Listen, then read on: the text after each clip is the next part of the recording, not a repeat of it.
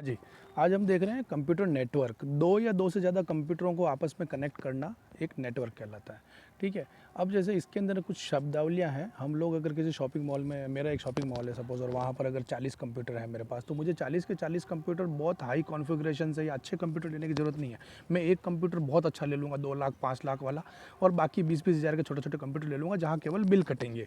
तो और बाकी प्रोसेसिंग सारी मेरे उस भारी कंप्यूटर पे होगी, सारा डाटा उस भारी वाले कंप्यूटर के ऊपर सेव होगा। तो जो भारी कंप्यूटर होता है उसको कहा जाता है सर्वर, और जो छोटे-छोटे जो मैंने दूसरे कंप्यूटर लिए उन्हें कहा जाता है नोड या फिर क्लाइंट, ठीक है? तो ये हर जगह ऐसे होता है नेटवर्क। मैं यहाँ से अगर फेसबुक की वेबसाइट खोल रहा हूँ तो फेसबुक का सर्वर है, मेरा कंप्यूटर क्लाइंट है, ठीक है? जो डाटा का जो स्थानांतरण होता है सूचना का जो नेटवर्क के ऊपर, वो 3 फॉर्म होता है, वॉइस, डेटा और वीडियो। आपकी आवाज़ आप भेज सकते हो, आप डेटा भेज सकते हो, फाइल वगैरह, और आप अपना वीडियो भेज सकते हो। इन 3 फॉर्म के अंदर जाता है, ठीक है? तो ये जो नेटवर्किंग के अंदर डेटा जब ट्रांसफ़र होता है एक कंप्यूटर से दूसरे कंप्यूटर में या एक मोबाइल से दूसरे मोबाइल में, तो इससे कहते हैं पैकेट स्विचिंग। इस तकनीक को पैकेट स्विचिंग कहा जाता है। अभी इसके अंदर क्या है, होता क्या है पैकेट स्विचिंग का मतलब कि जो मैं जो डेटा ट्रांसफ़र कर रहा हूँ, चाहे मतलब सपोज़ मैं अगर कोई बड़ी पिक्चर ट्रांसफ़र कर रहा हूँ एक नेटवर्क के ऊपर या इंटरनेट से मैं डाउनलोड कर रहा हूँ, तो वो क्या होती है, छोटे-छोटे पार्ट्स में उसको टुकड़े कर देता है कंप्यूटर उस पिक्चर के। उस टुकड़ों को कहते हैं पैकेट्स, और उन पैकेट को, छोटे-छोटे पैकेट को सेपरेट भेजता है, ठीक है? तो इसलिए इस टेक्निक को पैकेट स्विचिंग कहते हैं। और जिस कंप्यूटर पे मुझे वो मूवी भेजनी है, वहाँ वो सारे पैकेट इकट्ठे होके फिर से वो जॉइंट होके मूवी बन जाती है। अब इसके अंदर एक चीज़ आती है नेटवर्क कार्ड। ये नेटवर्क कार्ड क्या होता है? ये एक तरह का हार्डवेयर है, एक सर्किट है जो हर कंप्यूटर में लगा रहता है, जहाँ पर मैं इंटरनेट का वायर लगाता हूँ, नेटवर्क का वायर लगाता हूँ, उसको कहते हैं नेटवर्क कार्ड। ये कंप्यूटर के मदरबोर्ड के अंदर पहले से लगा हुआ रहता है। मदरबोर्ड मतलब जो, अगर मैं कंप्यूटर को खोलूँ तो उसके अंदर एक पूरा बड़ा बोर्ड बना होता है, जो सर्किट बना होता है, उसमें काफ़ी सारी मशीनें लगी होती है, वहीं पर नेटवर्क कार्ड नाम की चीज़ भी लगी रहती है। इसे ईथरनेट कार्ड भी कहते हैं, ठीक है? इसे एनआईयू कार्ड भी कहते हैं, नेटवर्क इंटरफेस यूनिट। अब ये प्रोटोकॉल क्या होता है? Network protocol. नेटवर्क प्रोटोकॉल का मतलब है कुछ नियम जो हमने बना रखे हैं भाई, कि नेटवर्किंग के अंदर अगर मैं कोई सूचना एक जगह से दूसरी जगह भेजूँगा तो मैं किन-किन नियमों का पालन करूँगा, किन-किन रूल्स का पालन करूँगा, जो कि स्टैंडर्ड होंगे पूरे वर्ल्ड के अंदर, और होना भी चाहिए। जैसे कि मैं अगर किसी ट्रैफिक लाइट के ऊपर जाता हूँ, मुझे पता है कि लाल रंग का मतलब, लाल लाइट का मतलब है रुकना, हरी लाइट का मतलब है चलना। अब चाहे मैं अमेरिका जाऊँ, चाहे जापान जाऊँ, यही रूल सब जगह फॉलो होगा। इसी तरीके से नेटवर्किंग के अंदर अगर मेरे को डाटा भेजना है, मुझे कोई सॉफ्टवेयर बनाना है, तो मैं उन रूल्स को फॉलो करूँगा, ताकि पूरी दुनिया के वैज्ञानिक, मेरे बाद आने वाली पीढ़ियाँ सभी समझ सके कि हम चाहते क्या हैं, कैसे कर रहे हैं। तो इन रूल्स को कहते हैं प्रोटोकॉल्स, ठीक है? अब चीज़ आती है ट्रांसमिशन मीडिया।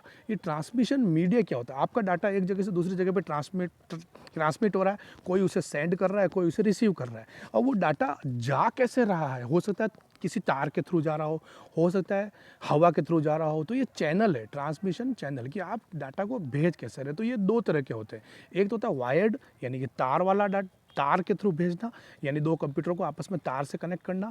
तार वाले को बोलते हैं वायर्ड, और गाइडेड मीडिया भी कहते हैं। दूसरा होता है वायरलेस, जैसे कि हम लोग मेरा मोबाइल फ़ोन यूज़ करते हैं, हम लोग वाईफाई यूज़ करते हैं, हम लोग ब्लूटूथ यूज़ करते हैं, ये कहलाता है वायरलेस। वायरलेस का दूसरा नाम क्या? Unguided media, wireless communication, unbounded geo fencing technology, ये सभी इसमें लिखा हुआ है। इसको वीडियो को पॉज करके इसका पिक्सल रेट बढ़ा के जूम करके आप लोग देख सकते हो, ठीक है? अब ये नेटवर्किंग हम लोग करते क्यों हैं, क्या ज़रूरत है?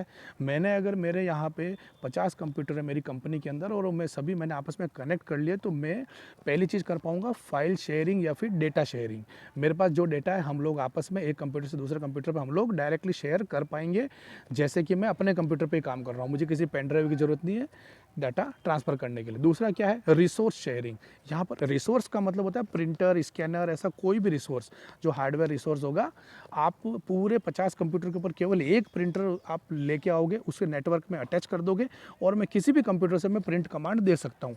एक स्कैनर होगा, मैं स्कैन किसी भी कंप्यूटर से कर सकता हूँ। इसी तरीके से मैं सॉफ्टवेयर भी शेयर कर सकता हूँ। आपको मालूम है, हम लोग कई तरीके के सॉफ्टवेयर हम लोग खरीदते हैं, हमें लाइसेंस खरीदना पड़ता है। वो लाइसेंस देता है, ठीक है साहब, आप इसे एक कंप्यूटर में चला सकते हो। तो अगर मेरे पास 50 कंप्यूटर है, तो मुझे 50 लाइसेंस खरीदने पड़ेंगे। अगर मैं नेटवर्किंग है, तो मैं केवल एक सॉफ्टवेयर खरीदूंगा, उसे मैं किसी भी एक कंप्यूटर पर एट ए टाइम वन, कहीं पर भी मैं चला सकता हूँ। तो ये कहलाता है रिसोर्स शेयरिंग। दूसरा क्या, डेटा का केंद्रीय भंडारण, सेंट्रलाइज्ड स्टोरेज ऑफ डेटा। मेरा डेटा एक जगह सेव रहेगा और मैं उस डेटा को सभी लोगों से शेयर कर सकूंगा। इसका एग्जांपल है आधार कार्ड का डेटा। आपका आधार कार्ड का डेटा आप कहीं भी यूज़ करते हो, आप किसी बैंक में जाते हो, आप ई मित्र की दुकान पर जाते हो, आपसे आधार कार्ड मांगता है, आपको वैलिडेट कर देता है। इसका मतलब ये नहीं कि उस आधार कार्ड की दुकान के कंप्यूटर में आपका आधार का डाटा सारा सेव है, नहीं शेयर है। आधार का डाटा दिल्ली में एनआईसी के सर्वर पे सेव है, भारत सरकार के पास पूरा डाटा एक जगह पे सेंट्रलाइज सेव है, वहाँ से वो सभी को शेयर किया जाता है नेटवर्क के थ्रू। तेज़ी से समस्या का समाधान। अगला फ़ायदा क्या है भाई, कोई भी प्रॉब्लम है, कोई बड़ा काम है, उसे मैं छोटे छोटे टुकड़ों में बांट दूंगा नेटवर्क के अंदर कि भाई अगर फाइल शेयरिंग करनी है तो ये कंप्यूटर करेगा, प्रिंटिंग का काम ये कंप्यूटर कर लेगा, इंटरनेट डिटेक्शन का काम ये कंप्यूटर कर लेगा। तो इससे नेटवर्क पे जितने कंप्यूटर जुड़े होंगे वो सब भी उस काम को आपस में बांट लेंगे, जिससे कि स्पीड अप हो जाएगा। अब इसकी मुख्य समस्याएं क्या, प्रॉब्लम्स क्या क्या फेस करनी पड़ती है नेटवर्क के अंदर। अगर आपका सर्वर ही डाउन हो गया, सर्वर फेल हो गया, कई बार हम देखते हैं जब हमारा आरपीएससी का रिजल्ट आया, हम लोग सब जने एक साथ सर्वर पे हिट मारते रिजल्ट देखने के लिए, तो वो चक्री घूमती रहती है गोल गोल गोल गोल, तो सर्वर डाउन हो जाता है। तो ऐसा अगर आए तो नेटवर्क आपका फेल हो जाएगा। दूसरा क्या है, वायरस और मालवेयर। अब आप अगर नेटवर्क के थ्रू एक्सपोज हो तो यहाँ पर वायरस लगने के भी चांसेस रहते हैं। मालवेयर का मतलब होता है मैलिशियस सॉफ्टवेयर, यानी वायरस का ही दूसरा नाम है मालवेयर, मैलिशियस सॉफ्टवेयर। और क्या है इसका, नेटवर्क की लागत। अगर आपको नेटवर्क बनाना है तो उसके भाई आपको पैसा भी लगेगा बनाने के लिए भी और आगे मेंटेन करने के लिए भी। तो ये एक नेटवर्क की बेसिक जानकारी थी, आगे देखेंगे हम लोग। बाय।